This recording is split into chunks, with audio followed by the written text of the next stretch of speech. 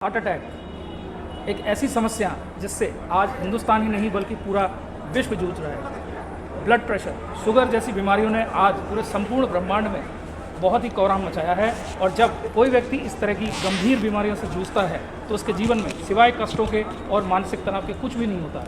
लेकिन फिर ऐसे में आपके जीवन में आते हैं श्री करौली शंकर महादेव और आपकी बीमारियां कहाँ गायब हो जाती हैं आपको पता ही नहीं चलता और आप पूरी तरह से मानसिक शांति में आ जाते हैं और एक आध्यात्मिकता अपने जीवन में महसूस करते हैं।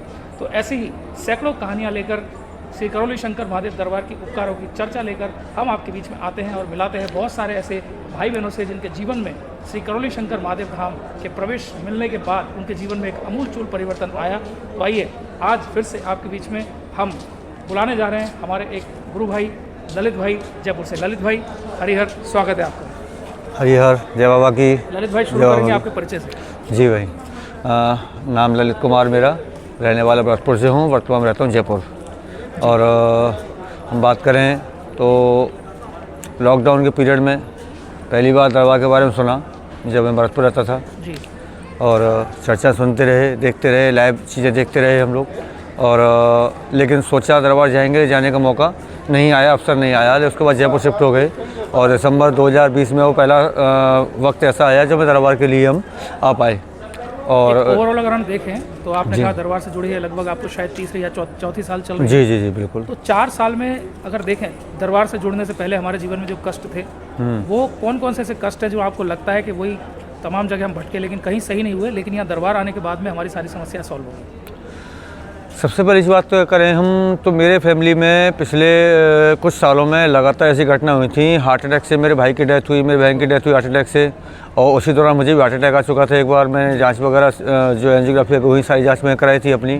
डॉक्टर्स ने कुछ ब्लॉकेज के अलावा रेगुलर ट्रीटमेंट लेने के लिए सलाह दी थी मुझे।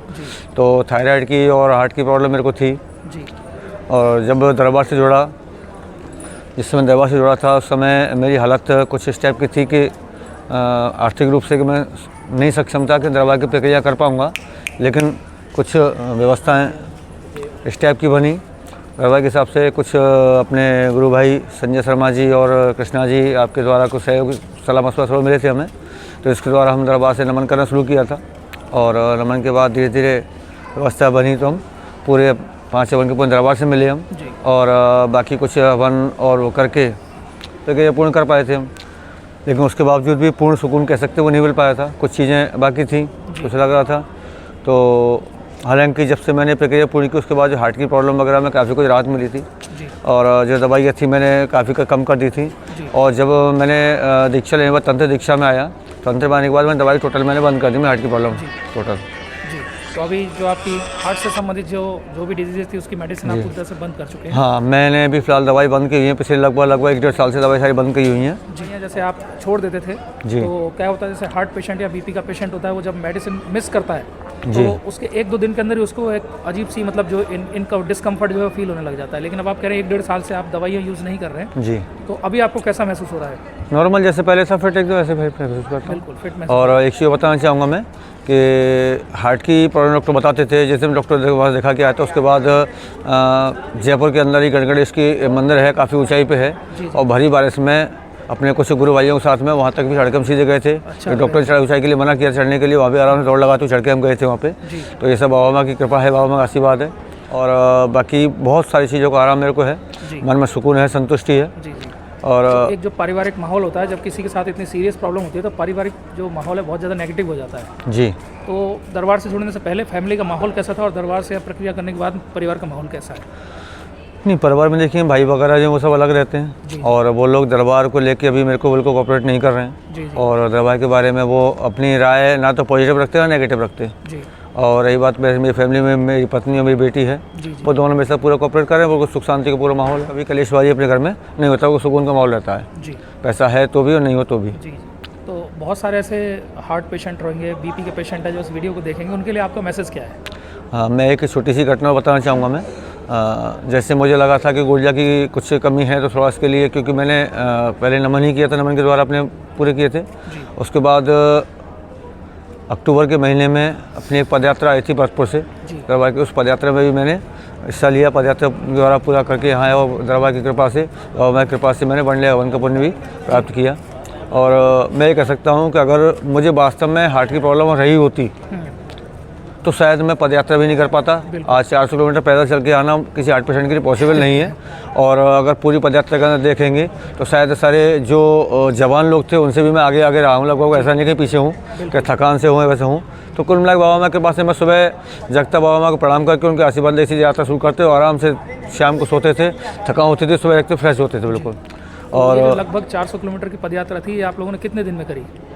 तकरीबन टोटल हमारी यात्रा हुई थी 11 दिन में दरबार में थे आ चुके थे। 12 दिन में, यानी कि अगर हम माने तो 12 दिन में आपने पूरी पदयात्रा 400 किलोमीटर की लगभग हाँ जी कंप्लीट की। वो भी उसमें थोड़ा सा क्या अपने लगभग 35-36 लोग थे, इसमें कुछ बुजुर्ग लोग भी थे, इनकी बेस्ट प्रॉब्लम स्लो चलना पड़ा था हमें। जी जी जी। और कुछ लोग ऐसे थे तो लगभग 11-12 दिन में होता। अगर सभी लोग एक जैसे होते तो हो सकता है और जल्दी हो जाती वो। जी जी।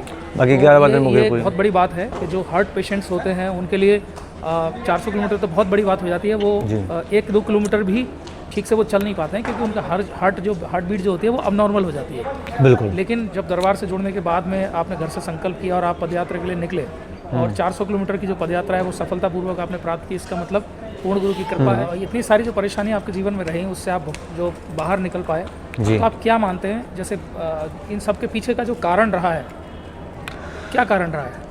वैसे इतने सारे चैलेंजेस लाइफ में, हेल्थ चैलेंजेस आपको झेलने पड़े। मेरा जो मानना है कहीं ना कहीं जो रीज़न होते हैं, जो मैं देख रहा हूँ, सुन रहा हूँ, समझ रहा हूँ लोगों में, वो कहीं ना कहीं पितृ पूर्वजों द्वारा ही समस्या क्रिएट होती हैं।